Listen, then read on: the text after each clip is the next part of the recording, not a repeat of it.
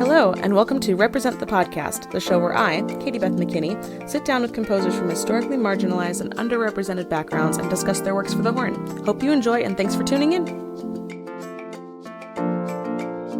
Hello, everyone, and welcome to Represent the Podcast, the show where I, Caiti Beth McKinney, I keep forgetting to introduce myself in these things, talk to composers from historically marginalized backgrounds who write for the horn. And so today I'm really excited to have Dr. Cathy Likhuta with us today.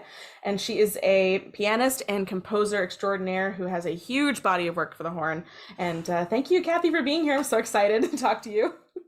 Thank you for having me. Yeah, it's a pleasure. I love talking to horn people, and I love talking about horn music. And I just love talking. Well, you know, that's why we're here, is we both love talking, right? And you just got off a big tour doing horn stuff, so this is perfect timing. I mean, we'll get into all that. It's going to be great. And you're in Australia, for listeners who don't know, so this is fun. We have a crazy time difference going on, which is lovely. So that'll be wonderful. Great. So I'm just going to dive right in. How did you get started in music and composition? Yeah, well, I got started in music because I didn't have any other choice. I have musicians on both sides of my family. Everybody was the exception of two family members, like distant relatives. Everybody else was a musician. And I started showing interest in music and talent for music at a very young age. And then my parents set me at the piano when I was about 4.5, and I started jamming jazz like crazy because I was listening to jazz all the time. My dad played jazz records nonstop in the house. And my parents were like, okay, so maybe you need to do music. And so I played my first concert when I was 5.5. Wow. I played in a trio with my jazz piano teacher, 16-year-old son who played bass, and the 18-year-old son who played drums. And then loved the stage and loved performing. And then we added classical piano to my studies, and I did two side by side until my undergrad. Then in undergrad, I did two side by side as well, and I have a degree in both. And then when I was finishing my undergrad, I kind of started to want something different, because in Ukraine, when you hardly ever do just undergrad in music. You usually, like, if you commit to music, you do higher degree as well, the conservatory. And my grandma did that, and so it was expected that I would do that, and it was my absolute dream to do that. And then when it was time to apply there, we realized that they don't have jazz piano, they only have classical piano. And I didn't want to study just classical piano. For me, it was boring, and I didn't want to play Mozart concerti and competing against all the other pianists and practicing 7 hours a day and, all that. So, and I wanted something more creative for my liking. And I played in a jazz ensemble, which was part of the curriculum. And it was just a bunch of my friends who we all studied together. And I was the pianist in the ensemble. So it was my job to transcribe some of the famous jazz recordings and write them down with all the improvisations and everything. And I hated doing that, but it set me up really well as a composer to write down my own stuff. But then then my friend said, why don't you try to write something of your own, And I said, okay. So I wrote 2 little tunes and orchestrated them for this ensemble, which was about 7 people or so. And I brought it to the rehearsal, and we played it, and it was probably crap, like, I can't remember. but they loved it. Like, my friends loved it to absolute bits. And I was 18 years old, but I remember that feeling like it was more than 2 decades ago. And I remember the feeling, how amazing it felt that your friends were in love with your music. And I was like, I think I want to do that for the rest of my life. And this is kind of how I decided that I wanted to become a composer. And that, so it kind of sprouted from my background as a performer. And then I tried to apply to the conservatory in composition. It was a very competitive department, but I got in, and then I will give you a spoiler, it's not any less work than being a concert pianist. I don't doubt it. What I thought. but it's a different kind of work, and it's a work that aligns much better with my personality, and I'm just madly in love with it and with Oh. everything that I do. Oh, see, that's wonderful. We like to hear that you're enjoying composing. It never should be, something you hate doing, I would hope. So, Yeah, I mean, like every piece is an emotional roller coaster. I cry and I laugh and I yell at myself and I yell at the computer and all that. But when you then at throw the shoes at end the of every, cat. yeah. Well, that was Peter laugh. I write pieces about people who throw shoes at the cat. Oh, I can't But wait to hear the whole yeah, story. but that component, that connection to the material I write and to the people for whom I write. I always say I don't write for instruments, I write for people who play those instruments. I love that aspect of my work, and that's where all the emotional part of writing comes from, because I'm writing for these people and I'm so invested in it, and I feel connected to the people even if I don't see them for months while I'm writing the music, and then I come, and sometimes I go to the US or something, and I see them for the first time after writing this music, and they have been rehearsing it, and we're instant friends. But there is Oh. that deeper connection through the music, because I put something into it while writing, and they put a lot while learning it. And my husband, who's a mathematician, he's like, well, you can't be best friends already. And I'm like, you are a mathematician, you will not understand. Just No. go and write formulas. No, it's been like that with this podcast. Every composer who I've logged on, I'm like, oh, we're friends now. We've spoken for an hour and Oh, we are now friends. It's great. That's how music works absolutely, for us. absolutely. Oh, that's so fun. So that kind of leads me to how did you end up composing for horn? Since so much of your catalog is for our instrument. Yeah, well, I was let's see, I was living in Chicago at that time. We were in Chicago for 3 years, from 2009 to 2012, and it was 2009, the end of my first year there, and I was traveling to the University of Michigan, and I didn't have any music for horn, but I had something for piano, and I emailed their piano professor, about whom I've heard from someone else, and I said I would love to meet with you while I'm in town. And I have this music, maybe I could show it to you. And he wrote back saying that he was actually going to be out of town, and he listened to my music, and instead of meeting with him, I should meet with their horn professor, Adam Mansworth. And he said, look, I listened to this piece that you sent me the link to on your website. That was the only recording I had at that time, my little rondo for solo piano, little 3-minute piece from 2002. And he said our horn professor would be in love with this music, and instead of seeing me, you need to see him. So write him an email and tell him that the piano professor said that you should meet with me, and that you will be in love with my music. And I was like, this is going to be the awkwardest email in the world. I'm not writing that email, and I don't have anything for horn, etc. So no, I'm not going to do it. And so next day, I'm packing my bags in the evening to go to Ann Arbor, and I receive an email from Adam Mansworth. Say, I've told this story so many times, but it's fun. It's fun every time. And he said, our piano professor knocked on my door and said, check this out. And I listened to your piece, and I really, really like it. And I really like your playing. And, maybe we could collaborate on something. But how about while you're in town, maybe we could meet for lunch? And he said, I have a very busy schedule. My only window is like 10:30 to 11:30. Would you be able to make it? And I looked at the driving directions and all that, and I was like, okay, so that means that I have to leave Chicago at 4:30 a.m. Sure. I was just like, Wow. I'll just make it work. I'll just make it work. Let's do it, because it's easier than saying actually. And so so I left Chicago at 4:30, which wasn't actually too bad because there was no traffic. Oh yeah. And and we met, and we chatted. We had a lot in common, jazz and classical background. He studied with Gail Williams. I studied with Dana Wilson. Gail and Dana are best of friends, and they had this long history of collaboration.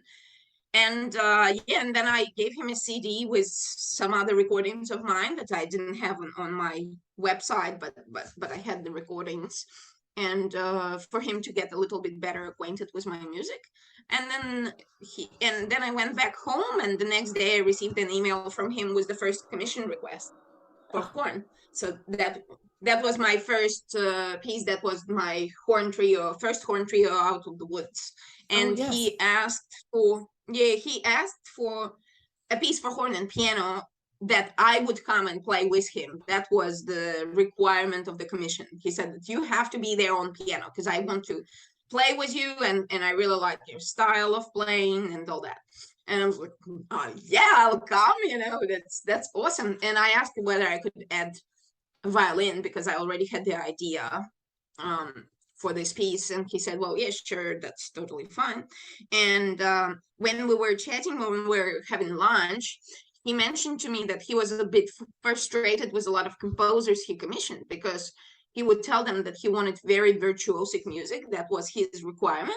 He wanted something that with which he could show off, and he has a lot to show off. Like, he is such an amazing virtuosic Oh, player. absolutely. And yeah, and people would just write safer music so that more horn players could play it, which is understandable, but that's not the requirements of the commission. So I was thinking, either don't take on the commission or do what you were asked to do as a composer. That's the only professional way to go. So I told him, yeah, I'll write hard for you. That's like whatever. That's my comfort zone as well. And so that first piece is much more on the harder side.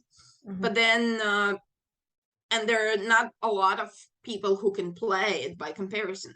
But I became known thanks to that piece, and I was starting getting more commissions, and then I could write whatever difficulty level I wanted. Oh, and that one was still okay, but then later on, like a year later, he asked me to write Snapshots, which is the hardest piece that I've ever written.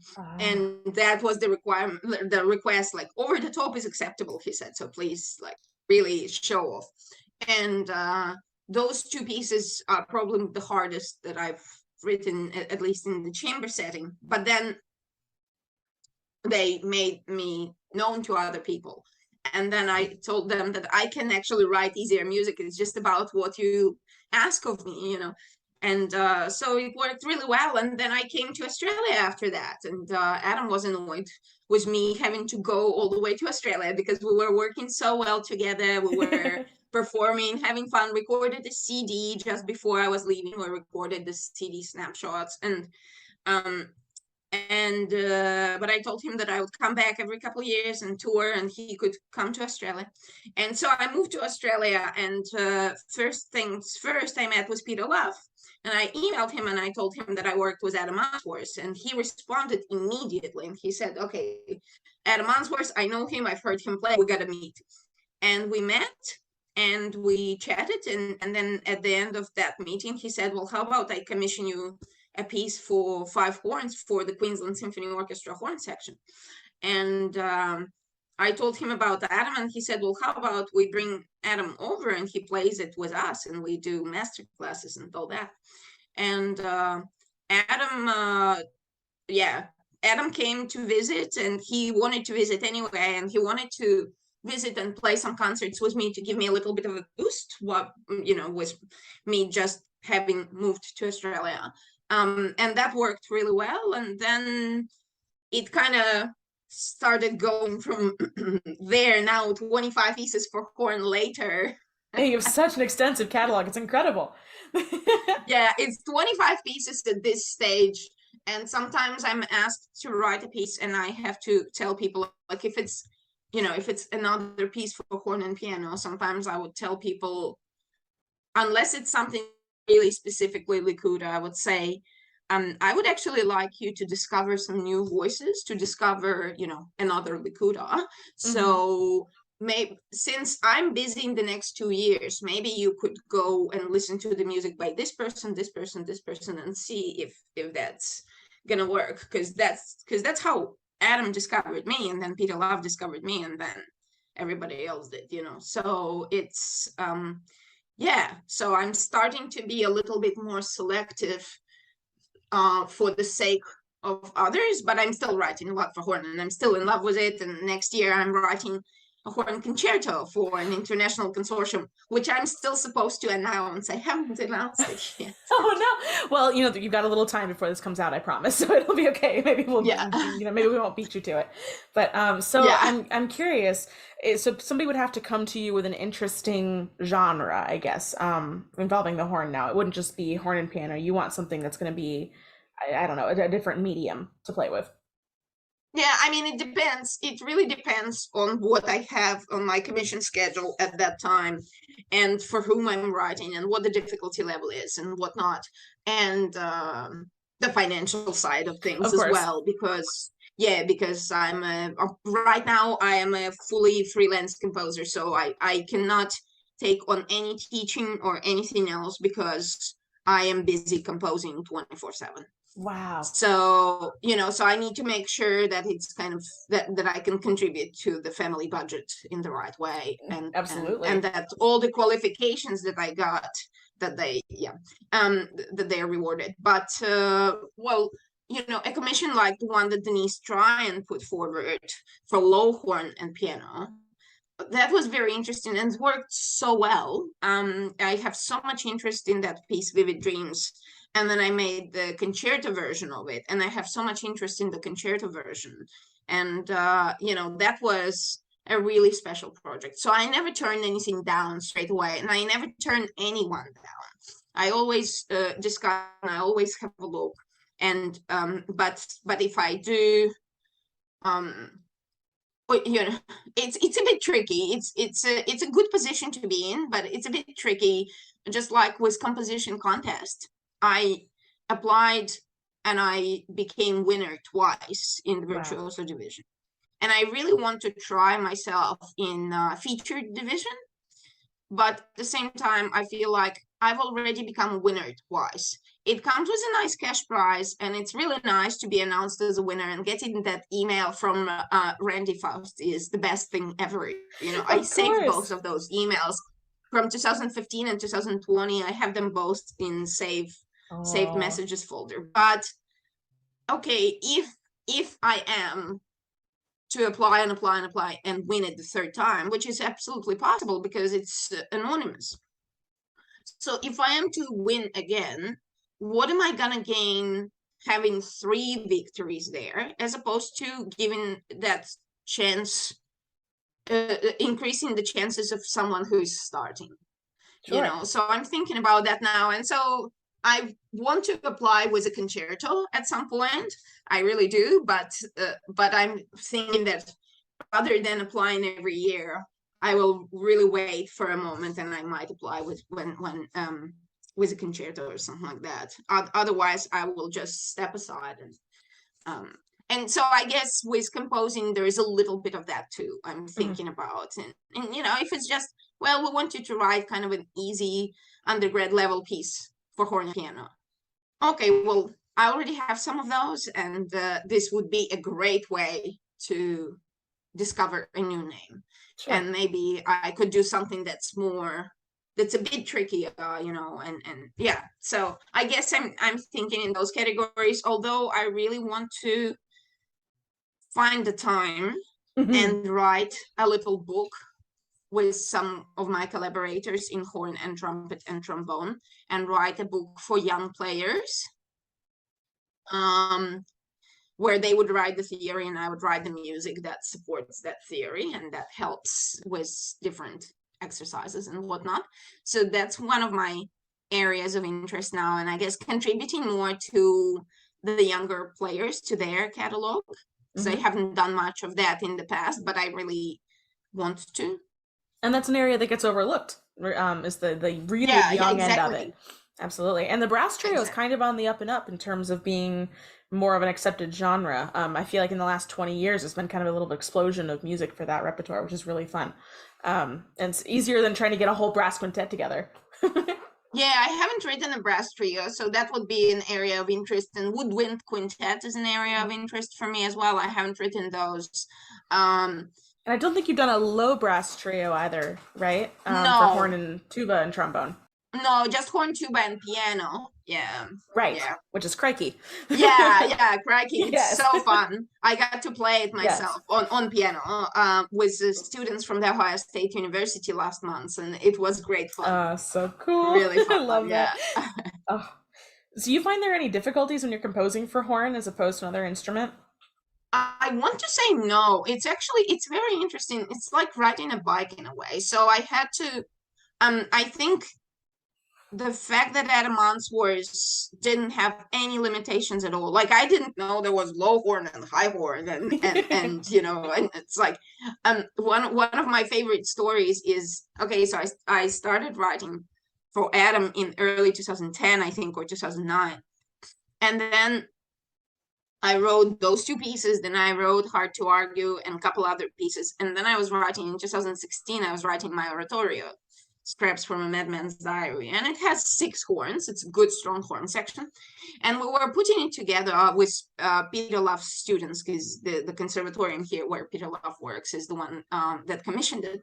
And his students came to me, you know, youngsters, 18, 19-year-olds, and they came to me and they said, this is not playable, some particular section. And I said, and you know, I didn't tell them I know better because I worked with all these cool people and I've been writing for horn for ages, you know. I said, okay, talk to me. And they said, well, this low note pen stopped. We can't do it. It's below the D and it's too much. And I said, is it just you or is it a thing? And they said, no, it's a thing. And I said, so would your professor confirm that playing? They said, yes. And I said, okay, thank you so much for letting me know. I'll have a look. And I asked Peter and he said, yeah, that's the case. And I contacted Adam and I was like, because every time I write a piece, I tell people, please tell me if there is anything unplayable or if there is a note that's giving you the grief. So if I can change one note and it makes the entire phrase flow better, I want to change that note, you know. And so I contacted Adam and I said, what the hell? I asked you, please tell me if there is anything unplayable. And he said, there was nothing unplayable. And I said, yeah, but there was like a whole bunch of notes at the bottom of bass clef and stopped. And you didn't tell me it's unplayable. And he said, because I can play it. And I was like, well, up to how low? And he said, well, the entire thing. So, you know, so he can just do it, like, whatever, you know. Oh, but, it must be nice, you know? Yeah, exactly. Yeah. Oh, that's so, great. You know, so I could do anything with those two first pieces, and I think that really helped. But then as I was listening to horn music more and more, I felt like horn is very different. It's not about the pyrotechnics. It's about the integrity of the sound. It's about storytelling, this and that. And so I started kind of, instead of making horn work for me, I started learning what I can do to highlight the good, strong element of the horn. And so I have very different relationships with horn and horn writing than I do with any other instrument. And I'm learning so much, and you have to learn so much, and you have to just know so much about how it works at different difficulty levels and different registers and all that. And then you feel like you have this superpower and you want to use it again and again, you know. So it's really cool. Oh, that's so great. Yeah, it's really cool. So what's your favorite thing about writing for the horn then? The people. Oh, I love that. Yeah, it's the truth. Yeah, like I can tell you, I can name easily 100 of people who are among my favorite people in the world, and they would be horn players. Oh. You know, and the connection that we have with them, and the younger generation, they really treat me like a queen of horn. You know, it's really special. Really, really special. I don't take it for granted, but I enjoy it, you know, because I put in a lot of work. Oh, of course. I mean, I can say I was starstruck to start reaching out to you. You know, she's written so much music for horn, and I've, you know, recommended it to my students, and I've played some of it, and, you know, this is so important. And yeah, I mean, you are definitely one of the most prolific, I think, and not only prolific, but of like top quality horn composers out there right now, who is not a horn player herself. You know, that's part of it. Yeah, thank you. Well, I think I bring a different perspective because I'm not a horn player. But at the same time, quite often I'm asked, "Do you play horn? You play horn yourself, right?" And when I say no, I often think they're going to say that explains a lot. But they say, no way, you're so damn it. And it's really nice. It's really nice to hear it. I mean, I want to push you guys because that's how you progress. That's how you learn, and get stronger. But at the same time, it's like, I'm doing planks now. I started doing planks because I strengthened my shoulder and my tummy. And I'm increasing the time that I'm standing in a plank. And I mean, I hate it. It's so boring, but I want to do it, and the challenge of it makes it more interesting. And I'm increasing the time. And like 2 weeks ago, I couldn't stand it at all. I was all shaking, and now I'm at a minute and a half, and so I'm stronger as a result. So I kind of like pushing, making the performers stronger through my music, but kind of gradually increasing the difficulty level and writing more and more now at the level that's accessible, not easy, but accessible by strong undergraduate players. And I've been getting some high school students even giving a crack to I Threw a Shoe at a Cat, Dreams of a Wombat, and some other pieces, which is really nice. I really like that. I love that you're pushing us horn players because I think a lot of composers tend to steer clear of us. I think it can be a little intimidating because it's a perilous instrument, is how I like to describe it. So many things can go wrong. But and the safe route is to just write another forest piece, where it sounds like a hunting horn, and it's always beautiful music. No one's going to complain if there's more music that way. But anybody who steps outside of that really idiomatic, historically informed, use of the instrument is always a blessing on yeah, like you can do so much more. You can do so much more, guys. Yeah. Right. It's I get jealous of the saxophone. All the composers are writing all this cool stuff for saxophone. I'm like, where is the horn body of work? I know that instrument's newer and la la la, everybody else, right? But we have potential too. We can do all kinds of crazy stuff. Absolutely. Yeah, absolutely. And I like exploring that and pushing it, but like also in a guided way that it's not like, okay, so this is going to be better on trumpet. Why write it for horn? Horn is, or for me, it's also a bit tricky because most of the time I've been commissioned to approached by and commissioned by some of the best horn players and best known horn players in the world. And so after having heard enough music for horn, I felt like, okay, so any composer can make any performer, any horn player in the world sound like crap. So it's kind of my responsibility. These people, they are not just approaching me and asking me to write music for them. They are putting their reputation in my hands with this music, because they will be premiering it and people's eyes will be on them and ears. And if I write a whole bunch of squeaky, almost unplayable notes for them, the people are not necessarily going to think that a composer did that. They will be just kind of judging the performance quality. And so I'm thinking about that, and I want them to I want to shine the light on their amazing playing and show them, show that they are rock stars, and my music needs to work for that mission. Well, I think that's why you've been so readily adopted by our community is we can tell that there's a great respect for the instrument there, as well as a fresh take, and which is always fun. So when you start composing, where do you start? Are you a manuscript paper kind of person? Do you sit down at the piano and start working out melodies? What's your process? Yeah, I use this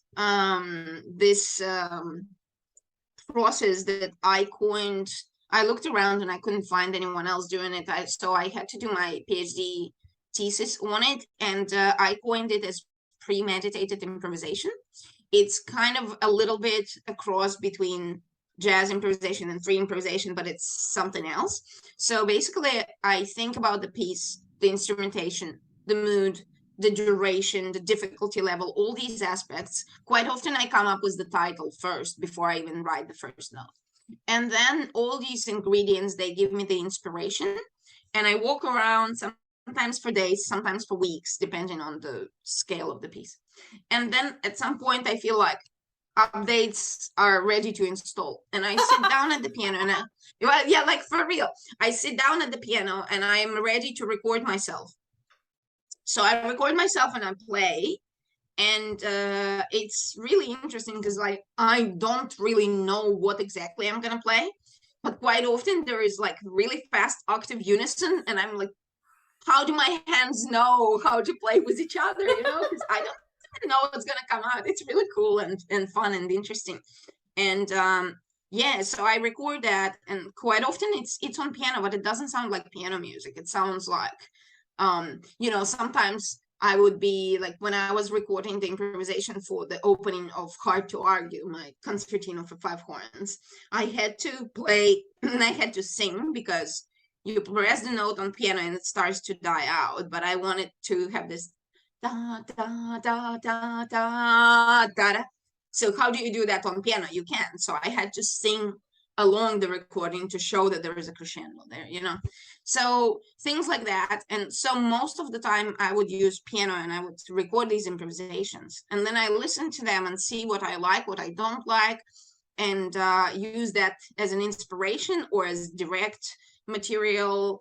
And then I manipulate that and I work with that and I add on to it, sometimes on paper, but lately I've been putting it directly into the computer a lot.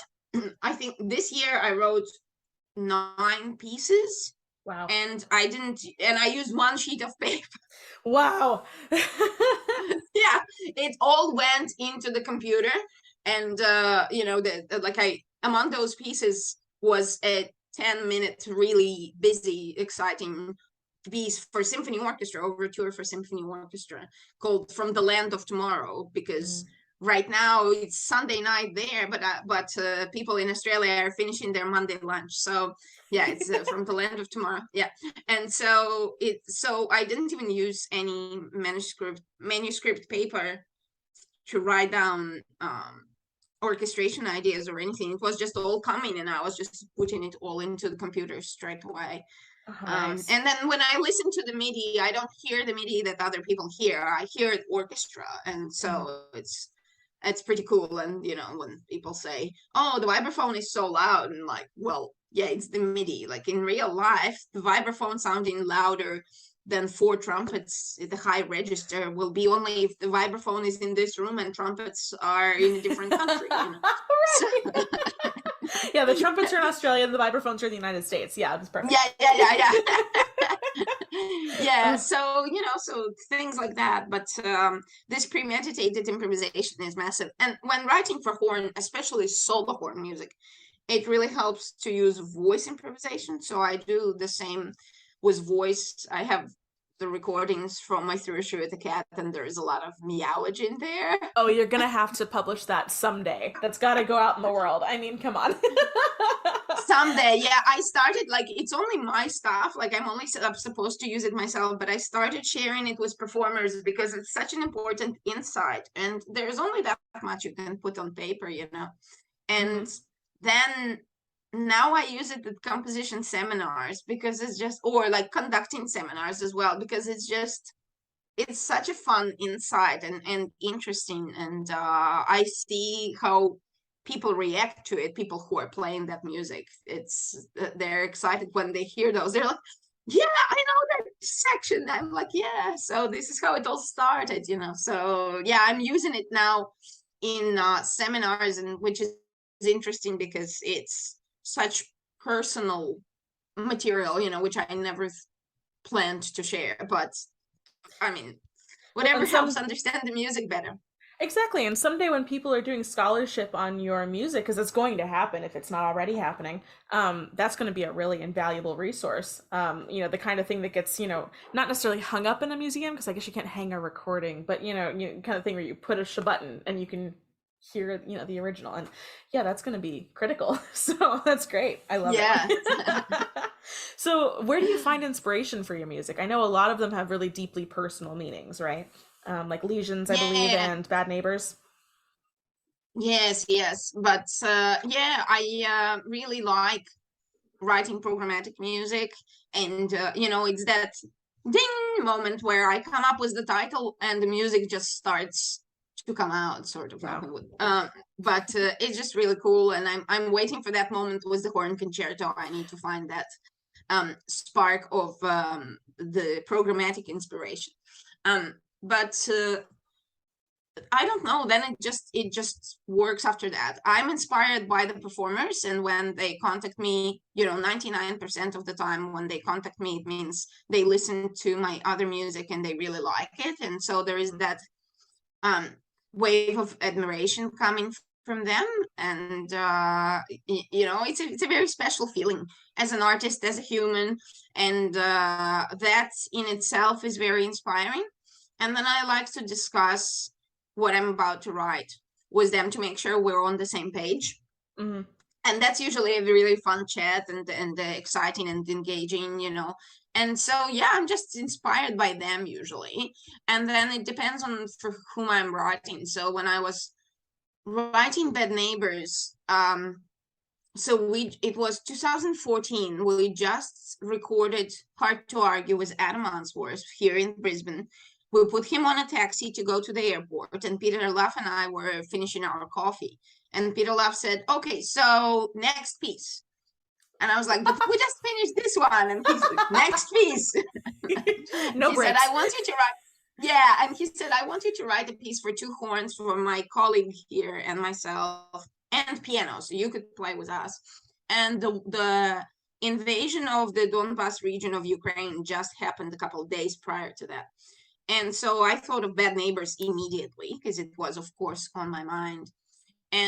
But I didn't have time at that moment to write anything, because I had a pretty busy commission schedule. And so I got to this piece by early 2017, and surely enough, the Bad Neighbors were still in full swing, and so and even more different emotions in connection to that topic accumulated in that time. And so it really, it's like conditions for a good storm, when everything kind of comes together, too much humidity and this and that, was like that with Bad Neighbors, and it just came out. I wrote it so quickly, but I was so in it every second of my life at that time. I was completely impregnated and obsessed with that piece. And with Legions, I think Legions was coming. I think it took a long time coming. I wrote a year before I wrote Legions. I wrote this oratorio, Scraps from a Madman's Diary, and it's about a person's fall into insanity, and basically about mental illness and how it unfolds and all that. And it's aimed to minimize the stigma around mental illness, and how it shouldn't be treated any differently by the society than a broken arm or something like that, and we should just talk about it, and it helps everyone, and couldn't agree more. Yeah, and when I was working on that, I saw a lot of parallels with my mom's condition, which was multiple sclerosis, and it was like the madman in this oratorio. It's like I described it as a subtitle, the mutation of a once healthy mind, the musical depiction of the mutation of a once healthy mind. And from my mom, it was a once healthy body, and the mutation of a once healthy body that I could see across several decades, And so when I finished Scraps, I was thinking, how much of it is inspired actually by my mom's multiple sclerosis? That's a good question, because I felt like a lot. I was really connected to that topic. And Legions was commissioned almost immediately after Scraps was premiered. And I felt like, okay, I think I should write a piece just about the physical illness now and all the aspects of it. And so that's when I wrote Legions. And that was very inspired, and there was lots of tears when writing it. It's full, like, yeah, it's such a massive emotional investment. And then every time I hear it or play the horn and piano version, it hits me differently. I remember I created the horn and piano version so people could tour it, because you don't have clarinet and cello with you most of the time, but you would have a pianist at different cities that you visit. And then Peter Luff and I were playing it at Andy Pelletier's school at Bowling Green, and I felt like, okay, so I feel like maybe I'm not ready actually to play this piece, because I didn't realize that there is that aspect of it. So writing it is one thing and hearing it, but actually playing it myself is hard. And then I realized that every time this piece is being performed, my mom is feeling a little bit worse and worse, just because the disease is taking over, and now my mom is no longer there, and I'm perceiving this piece in yet a different way. But I'm sure. in a way there is a relief, because she's not struggling anymore. Yeah. So there is a lot of like emotional and mental elements going into that. But in general, I really like to try to connect with people who are commissioning my music and see if I can write something that works for them. And I always like to run the idea by them. Like, I don't just write the piece and then send them what came out. Like, I ran the idea of Crikey by a whole bunch of my Australian collaborators before I told Martin King, who commissioned it, before I told him about it. I asked all the Aussies, not the Aussies who came here when they were 32 like me, but the ones who have lived here. I told them, and I said, is that okay? Does that work? And they said, sure, yeah, sounds like fun. And so then I told Martin about it. And with Vivid Dreams for Denise, I know that she's obsessed with octopus as a creature, as a concept. And so I asked her, surely a whole bunch of people wrote pieces about octopus for you? And she said, no, actually no one. I was like, how did they not? It was like right there. Yeah, and so I thought, okay, so I'm writing this piece in 3 movements, and one of them just has to be octopus. And then that kind of stirred me in the direction of Vivid Dreams, and I love that piece, and I love how the different movements work and complement each other, and just the whole. I think that my music overall could be characterized as Vivid Dreams, because there is all these different things in there. So anyway, yeah, lots of inspiration drawn from titles and from musicians for whom I write. So you kind of beat me to the punch with how would you characterize your compositional language? So you would say it's very dream based. Not necessarily dream based. There is a lot of reality in it as well, but it's that's the only 2 pieces are dream based. That one and Dreams of a Wombat. Yeah, but very programmatic. I love writing programmatic music, but not super literal programmatic. A bit sophisticated programmatic, I would call it. Yeah, and with a good amount of challenge, but with there are pieces that are easier to play, or movements that are easier to play than others, and I like that. So people shouldn't listen to snapshots and think, okay, we won't be able to ever play her music. No, there is a bit of something for everyone, And my music generally is very virtuosic, but I don't like writing like that for horn. I like writing storytelling for horn. And rhythmically complex. You can master hemiola and subdivision by playing Likhuta. Those things exist as well, and it usually comes together nicely. So if you play a trio, for example, sometimes it's harder for you to learn your own part than to when you actually sit down and you start playing together, and you hear so many elements in different parts rely on each other, and they just interlock, and then you're like, oh, okay, yeah, we got it. It now clicked, and it now sits there, Right. So here's the fun question. Who is your favorite composer besides yourself? It could be you, but besides yourself. Yeah. Yeah, well, that's a really good question. I don't have one favorite composer. I have different favorite pieces. And pieces that puzzle me, and I love some horn music by Daniel Schneider. I love The Rite of Spring, one of my favorite pieces of all time, because every time I discover something new. I love Shostakovich's symphonies Oh, sure. for the drama. Yeah, and in different like contemporary or diseased band or symphony orchestra or solo chamber. So I have kind of favorite pieces in each genre, so I can't even answer this question, which is ridiculous. I used to, if you asked me when I was 18, I would just shoot out the answer, but it's these like very special pieces that um shaped me. Well, Nikolai Kapustin, who wrote he wrote a lot of music for jazz piano, and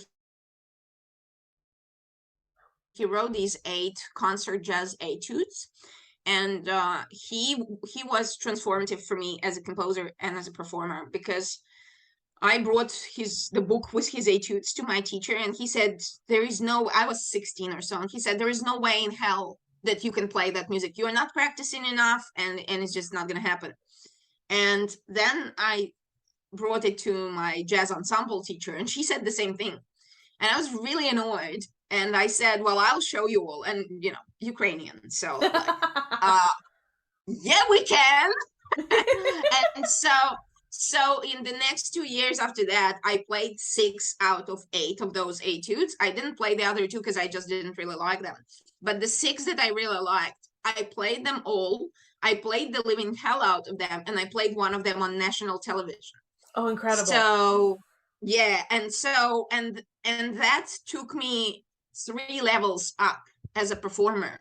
But I also, when I was learning that music and I was playing it, I was having so much fun, and I felt like I'm the luckiest teenager in the world to have my hands on this music, And so I want my performers to feel something like that sometimes, and so I put that into my music as well. So there are different components of what I put into favorite composer, but there's no one person. And it's important that the living ones, it's important to me that they are nice people as well. I cannot like, if this composer who writes for band, and he's best known for writing for band, and he's an absolute star of writing for band, and everybody plays him and pays him whatever amount of money he decides today, but he's a complete jerk, and he is known for grooming young girls, etc., etc. I'm not gonna like his music. In fact, I'm banning concerts that have his music on them, and so it's really important for me that they're good people as well. That's incredible. I think we have that big struggle of trying to separate the art versus the artist. Every horn player agonizes over how to feel about Wagner. What are we gonna do? He's entrenched. He's probably not going anywhere. He's dead. But yeah, and he was also the product of his time. So right. It's like it's very different. It's very different. The time was very, very different. So, but in this day and age, we have so much access. Living composers. Right. We have no excuses anymore. We know what's right and what's wrong, one would hope. So, yeah, exactly. Where we are. No, completely agree with you. And I think that's so important. And a lot of people it's hard when you're young, I think, and a young performer, and you don't always know the background of these people. It's stuff that's heard through the grapevine. It's not, on their bio and the website of the composer. But so it's up to those of us who do know and who are more established to say, hey, this is not okay. We're not going to condone this behavior, and give you space. Yeah. So, yeah, absolutely. And this composer, the band composer about whom I was talking, I won't mention the name, but he's one of the most performed band composers. He, I tell when conductors invite me to a concert in person, and his music is there, I tell them I actually can't come because this person is grooming young girls, and I know several of them, and they told me about it, and it's terrible. And so I want you to know this. And I don't necessarily have any proof like police would or something, but I just want you to know that this is happening, and that's why I can't come to this concert, because I don't feel like supporting this person's actions. And so I try to, spreading awareness of that behavior is really important because it can save somebody. At the same time, young people, when they're in it, they don't, well, that's why it's called grooming, because they don't know it. They believe that person, they believe that person, that they are the one and only love, and that person is not a predator. So it's really important to kind of do that for them as well, to spread awareness of terrible behavior, because they won't see it. They see it from a very narrow, they don't have benefit of hindsight yet, right? And all those things. Yeah, exactly. So right. And how would they? I mean, it got dark so quickly. I know. We haven't even gotten to the part that's historically heavy of part of my podcast yet, but this is important to talk about. So I appreciate you bringing it up. If we don't do, those of us who have any kind of power in the system here, if we don't do our part, how can we protect the younger generations? So exactly that's why we're here. That's why we're doing this podcast, is to try and give space to people who are not, at the top of the hierarchy here. So exactly. Right. So I guess that, I'll just keep the heavy part going and we can cycle back to lighter stuff later. Do you feel like you've had any great challenges in your career, musically or compositionally? Yes. I mean, it's all a challenge. Right. Every day is a challenge, and having just come from this tour, which was 3.5 weeks of just like celebration of like, you could call this tour You Do You, it was just a celebration of other people celebrating me as a person and my music, and it was just so special and amazing. But I was all by myself, and I could just, I was in control of my own schedule and all that, and that was very liberating. And having family at home and having to run a tight ship here and take my daughter, or telling my husband when to take my daughter to her 9 dance lessons a week, and it's a thing, and it's all her. It's not, we are not forcing her to do any of it. We're actually begging her, can we please have fewer? And she says, no, I love it all. So so family can be a challenge, and I can see why a lot of people would be like, I'm not gonna have a family, but then they're also my biggest supporters, and sharing every success I have with them is just so special, and they inspire me, and it's challenging to be a mom composer. It's even challenging to be a wife composer, but it's also so rewarding that I don't know how to do it differently. This is how I do it, and there were several, it's in Australia, it's tricky with female composers and symphony orchestras or major performing arts organizations. They don't program a lot of Australian composers, and they hardly ever program female composers. And then when you combine Australian composers and female composers, it's like really crumbs, And so I wrote my first professional orchestral piece in 2017, and I just couldn't get it performed since, like, it had the world premiere by Melbourne Symphony Orchestra, our top orchestra in the country, arguably. And then after that, I couldn't get anyone to perform it. And I told myself at the end of last year that I'm done writing for symphony orchestra. I'll just never take on another symphony orchestra commission. And this year I took on 3 symphony orchestra commissions. Isn't that always how saying the word never works out? You're like, oh, okay, all right, fine. Yeah, I think you have to like wink to yourself and say, I will never do that, Right. But it worked. These 3 commissions were really special, and people treated me amazingly, and very excited about all of them. And I think all of them will, I have a hope that all of them will take off, maybe in the university orchestra world, because they are at the right difficulty level and they have the right stories behind them and messages and all that. So that's a challenging thing, being an orchestral composer. And I think just in general, from the beginning onwards, like the first couple years are extremely hard. You have real fire in your belly, but it's really hard while you're getting used to it, you know. Like my husband was when so he was driving for maybe 5 years before I started driving, and he would get in the car and he would always know whether or not I moved his seat. And I didn't know. I would sit and I would be like, holy crap, there are other cars around me, you know, when I was learning to drive. Right. I didn't care about the seat, you know.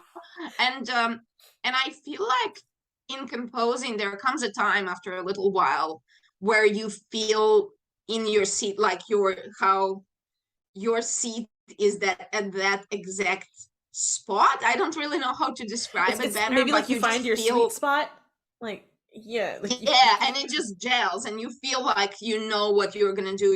You know how to do it, and you're in control of things. I'm the one in control here. You know, I don't have to sit for 10 hours and wait for inspiration. I can actually do something from the start. So I think those moments, and then, you know, there are always some jerks around, and you just have to kind of brush them off and work with people whom you admire. Sure. And since you've said that the symphonic world has been maybe a little bit more resistant, at least in Australia, to performing newer works, do you find that the wind ensemble world, maybe at large, is easier to kind of enter since it's more of a modern genre to begin with? Yeah, absolutely. Well, I feel like wind ensemble has its own frustrations for composers, especially, you know, wind ensemble is quite political as well, and there are a lot of people who there is a small handful of people who dictate what repertoire is in fashion at the moment, and then everybody just plays that. Or almost everybody, I should say, because there are some conductors who go against that, and they just really choose very carefully. So that's hard, and quite often that music is not good, and it's like it all sounds the same, but it's the composers who studied with these and these composers and their friends, and it's the names of the schools, and you know, all that. And that can be frustrating. Having said that, I am shocked that I actually managed to put my foot in the door of the band world, because it is so political and so hard, and nobody brought me by hand. They just kind of liked my music, and that just almost never happens, that they just like somebody's music and they go with it. So that was very special, and so I believe in successes in the band world that happen like that. I think in orchestra it's much harder for that to happen. So I love band for that, and a lot of band directors right now look for they do intentional programming, so they make sure that they look through catalogs and play music by underrepresented composers, and you know, I think everybody benefits, and most of all the students, the musicians, and the audience members. So but there is definitely it's definitely a movement now among a lot of band directors to program music that's been underrepresented for decades, and I really appreciate them for that. And then there are also like mainstream band directors who will all play the same fashionable pieces, and then there are band directors who want something more intellectual and more complex, and to learn more about the person behind the music and all that. And those are the kind of people that I like to work with anyway, and those are the people that my music attracts, but also the people who attract me. So it works really well, even if it means fewer performances overall. Are you at a stage in your career where you're having to reach out to get your music performed, or are people approaching you? The past couple of years, most of the time people have been approaching me. That's great. And they don't even have to, with my band music, they don't even have to approach me, because they can buy it at Murphy Music Press in the US. So, you know, I get a 6 months report from Murphy Music Press, and I'm like, okay, so that was a lot of music sold. So all these people were playing my music. I didn't even know. That's amazing, you know. And I used to ask people, how did you find out about my music? And then I stopped because it was becoming a little bit awkward because it's so many people by now, you know. Sure. So it's very special place to be. And if I used to approach people, and it was sometimes it was effective, but most of the time I recommend it to composers, but it has to be like there has to be some meaningful connection. But right now I would approach people for two reasons. One is if it just makes sense, like that person they just have to like my music. I feel like they just have to like my music, and they won't find out about my music unless I tell them. And two is if I'm going to be in their area, like if I'm traveling from Australia and I will be in Miami, you know, I should write to Miami band director and tell them that I will be there. And then it's up to them what to do with it. But I don't want them to be like, oh, you were in the area, I wish you stopped by. And that happens. Sure, you don't That want to miss happens a any lot. opportunities. Mm-hmm. Yeah, when I announced my US tour that I just came back from, when I announced it on Facebook, I got 5 messages from 5 different people saying, oh, but can you stop by here? Can you stop by New York City? Can you stop by this place and this place? And Cleveland. And I was like, I'm sorry, this is already all fully booked. But how about next time, you know? And so Right. now I will actually be writing, probably in early January sometime, I will be writing that, guys, I'm planning my next tour. It will be around this and this time. I will already be hitting these and these places. If you would like me to come, please message me and let me know so we can start talking now and I can incorporate you so that there is no like, oh, we wish you could. So this is kind of how I would approach people now, but most of the time they choose my music, and that's very special. And I know it's also really important that if people are programming your chamber and solo works, that they let you know by sending programs so you can submit it to ASCAP. Is that the right one? Yeah, well, I Mhm. mean, ASCAP is the one in the US, ASCAP and BMI, and they partner with the Australian one, which is called APRA MCOS. Ah, And, you know, it's a bunch of letters. Each of them means some word, but basically it's the royalties companies. mhm. And yeah, we have, so sometimes they kind of track down each composer's performances, but it's much better if you do it. And it doesn't cost a performer anything, and it doesn't cost the venue anything, because they pay the annual licensing fee, and then the money is taken from that fee that's already set. Like it doesn't matter how many performances you have. It's really complicated. And but basically if I can get a program, I am very happy and very grateful. Yeah.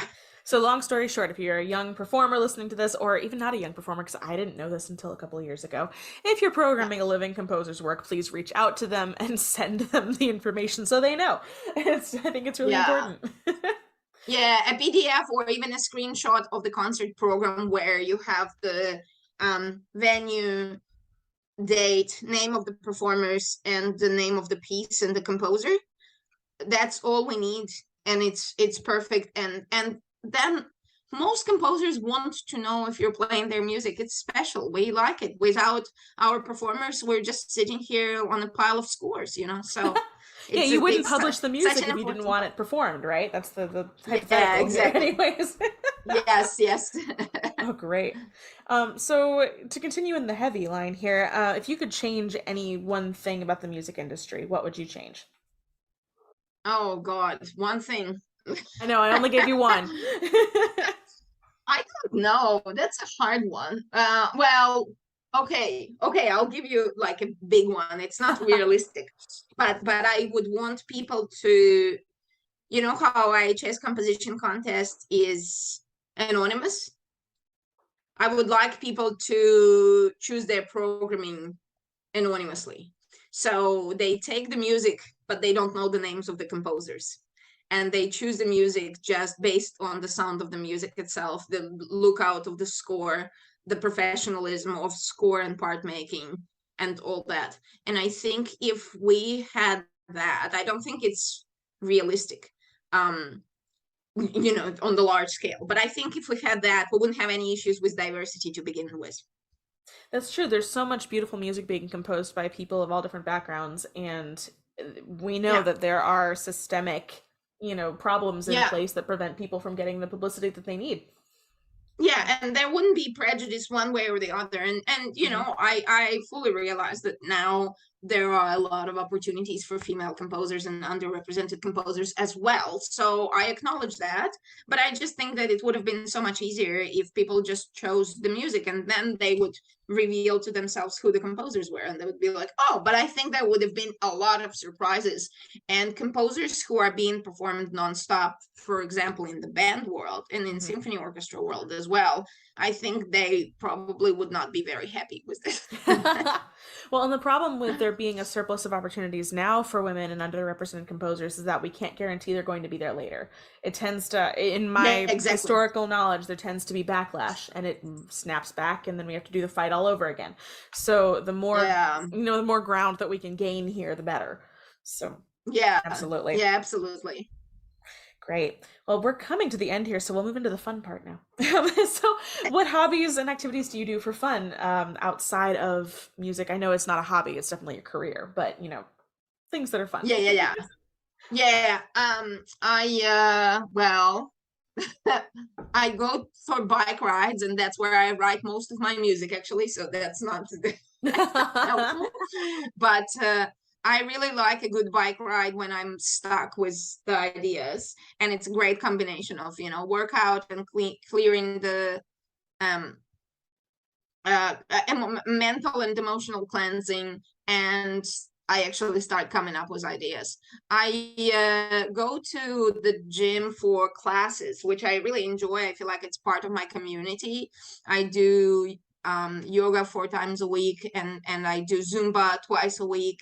And Zumba is like my little family. We have lots of fun dancing together, and I have several other classes. So I really like keeping in good shape as best I can. I still feel like I still have a lot of baby fat, and my daughter is 9, so I'm trying to Uh, trying to keep myself healthy and in good shape, because it's very easy to just sit and write music nonstop, and then you're like, okay, so it's 1 a.m. Where do I go now? No gym, no healthy food. Tell me about it. I'm in the same boat. I'm practicing, or I'm writing, or I'm teaching, or I'm editing podcasts Yeah. now, and those are all very stationary. So I completely Yeah. understand. Yeah, exactly. So my gym schedule always, that's the first thing that I do, and it's after dropping my daughter off at school. So I finish with that around 11 a.m. and then I can do everything else. But and when we had the lockdown, COVID lockdowns, or not lockdowns, but the school was like homeschooling, um we started with PE every day. I told my daughter, we start with physical activity because that will get you going for everything else. So I try to do that, and it's just so busy. I have 2 guinea pigs, so they're part of my fun stuff, even though I'm allergic to them, but they're Oh super no. cute. And yeah, I know, yeah, lucky. But I'm they're super cute, and I love looking at them.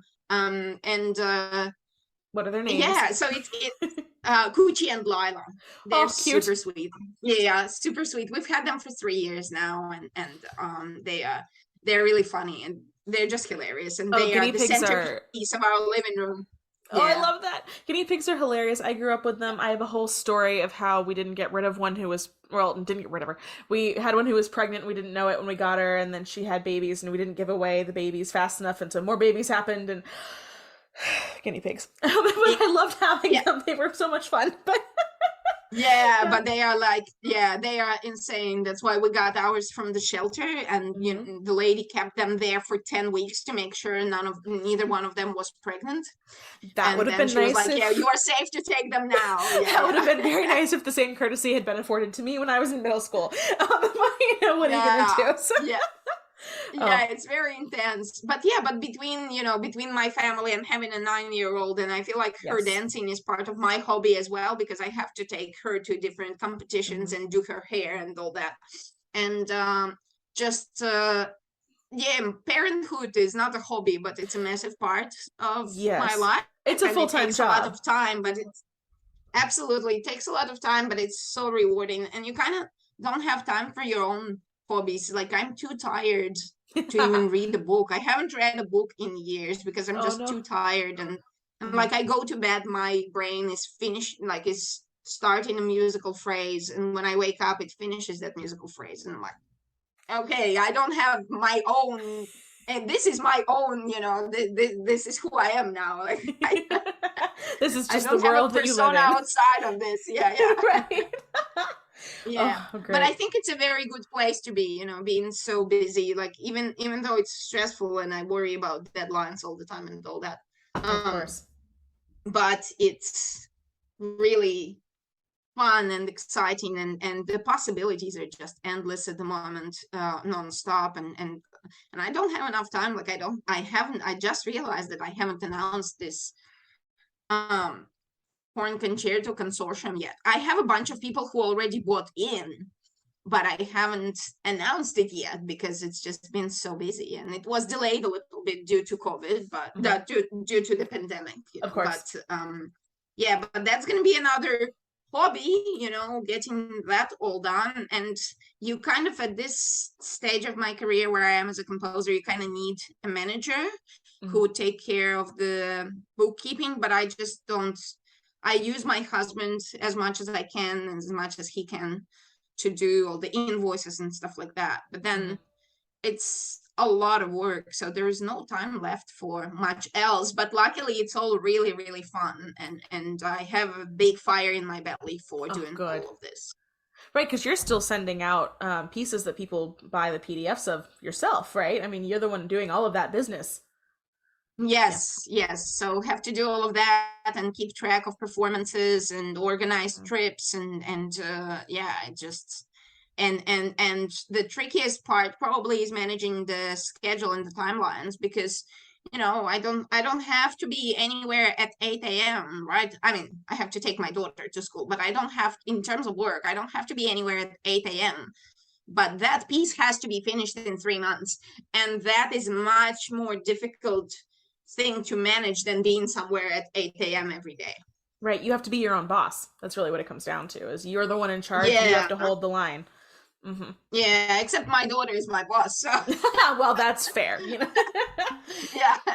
Now, I have to ask, Yeah. since you're in Australia, there's a stereotype here in the US that every animal in Australia is actively trying to kill you at any given moment. Is that true? Yes and no. It's a lot of them are super cute. So first time my husband came here for his job interview, because we moved here because he got a job at the University of Queensland. He came here for his interview, and he was walking when it was like getting dark, and he saw these crows flying everywhere, and he was like, "Wow, these are huge crows." And then he looked closer, and he saw that they were actually bats. Oh my So gosh. they're called yeah, they're called flying foxes, and they are completely harmless, Oh, and they're good. amazing pollinators. So you really need them, and they eat mosquitoes and all that.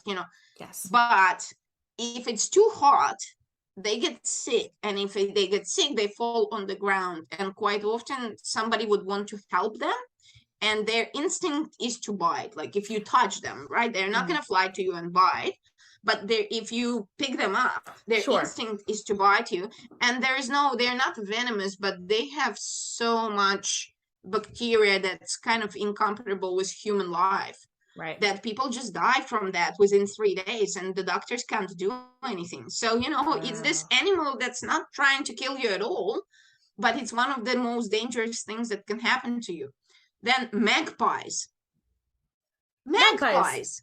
They're Wait, I've heard they can be aggressive. they're more dangerous than snakes and spiders. They're Wow. very, very clever, Hmm. and they're really nice 11 months of the year. But 1 month of the year, when they're having babies, you are screwed. Like you Oh no. cannot walk anywhere. They're magpies, and they're everywhere. So Oh no. Oh gosh. yeah, so like you have to take an alternative bike route and all that, because you are gonna get hit on the head with blood and stuff. Yeah, it's dangerous. So those are probably the most dangerous ones. And then we do have venomous snakes, Hmm. but they're not, they're more common on rural properties. And the spiders, there are venomous spiders, and a spider bite would probably hurt a lot, but there hasn't been a death from a spider in Australia since the year I was born. So Oh wow. they have Well, that's great. yeah, they have pretty good anti-venom now. And so, but you have to be careful and just aware, and you know, it's more like yucky. Like in the summer there are spiders everywhere when it's hot, and so you can walk into a spider with your face. So you just need to have like if we go for a walk in the evening, we just get a headlamp and just to make sure that we see what's around us. Oh gosh. And like I don't walk under the trees during the summer months, just because You just know. I don't I don't want that experience. Yep. You know, it's like I'm not gonna say crikey, I'm gonna use a different word if that happens to me. So I'm just like Right. so you just walk. Oh, I love it. If I walk with my husband, he goes first because Yes. he doesn't care. He's finding the one. And then my daughter and I walk behind him, and it's like, okay, all the spiders are on him. Sacrifice so we can just yourself. keep walking. Right. Yeah, but there's so many super cute animals here. We have our possums are so cute. Like you can look up brush-tail possum and ring-tail possum. They are the cutest things in the world. And one has been living on my daughter's balcony since she was born. And I don't know if it's the same one or not, but it has a nest. We destroyed it several times. It made it again. So we're just rolling with it. And budgies are Australian native birds. So we have lots of budgies flying all around, lorikeets, cockatoos, and then different versions of cockatoos, rosellas, smaller yellow cockatoos. I know those are corellas and rosellas, gray and pink, and it's gorgeous. It's loud, but it's gorgeous. They're really, really pretty, and yeah, very cute. So cuteness helps. We have a similar thing here where we've had escaped macaws and parakeets that have formed their own flocks here. And Oh, so wow. you'll be walking around in Miami and all of a sudden you get this really loud screech overhead and you're like, oh yeah, there goes the macaws. Oh, that's super cute. But our weirdest thing, I don't know, have you heard about our falling iguanas? Is this something you're familiar with? Okay, this is great.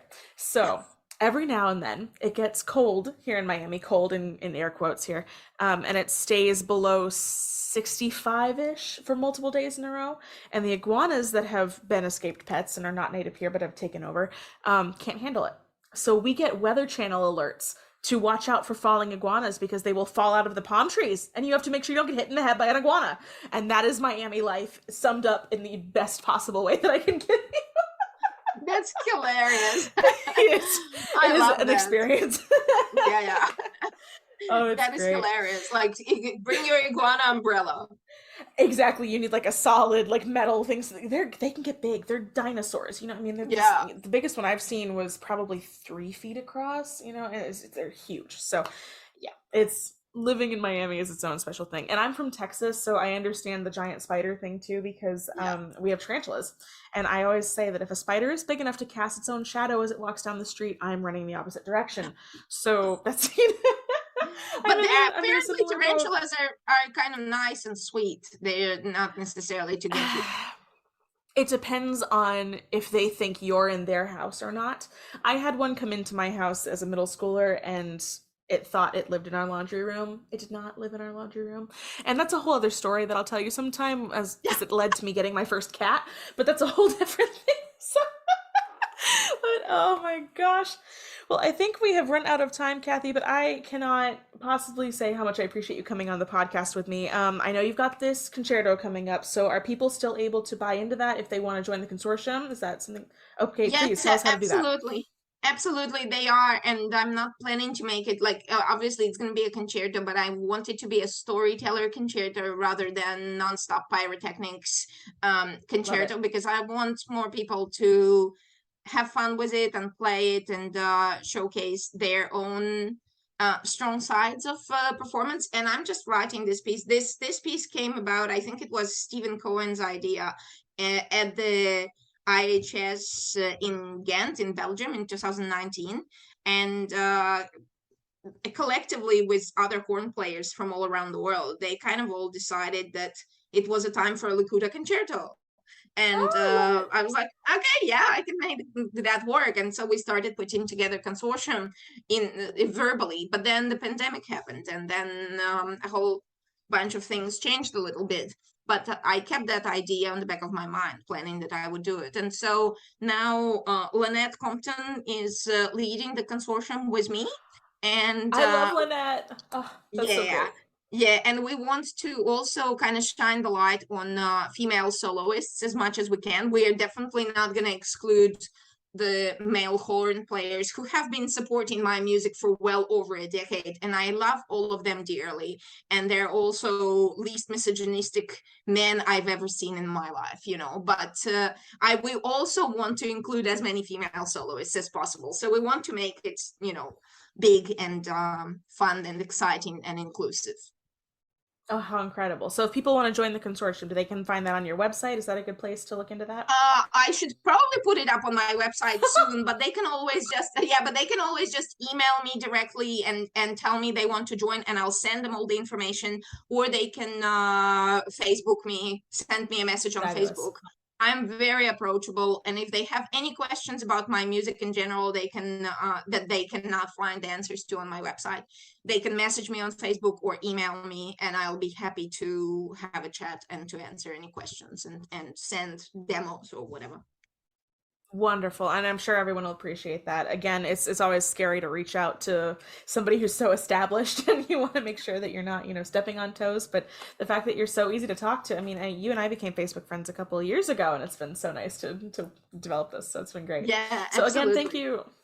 Oh, well, thank you so much for taking your time to come talk to me. And I just am thrilled to share what you have to say with the horn community. So it's my pleasure. looking It's forward been to so this. much fun, and the time just really flies by. And Oh, I it's amazing appreciate how fast it goes. yeah, I appreciate people like you who give composers like me the voice, and I really appreciate everyone in the horn community, because it's such a huge and such an amazing, warm bunch of people and fantastic players, and I feel so grateful and happy that my work led me to becoming friends with all these amazing people.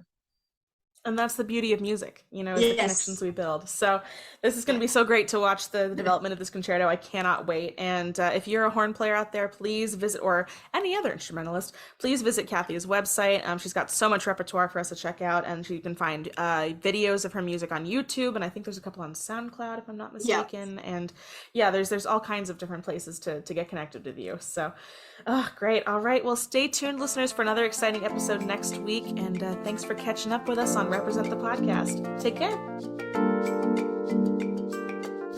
This has been Represent the Podcast. For more episodes, you can find us at Spotify and Apple Podcasts, or on my website, www.caitibethmckinney.com. If you liked what you heard today, please rate us 5 stars or leave a review. Thank you for listening.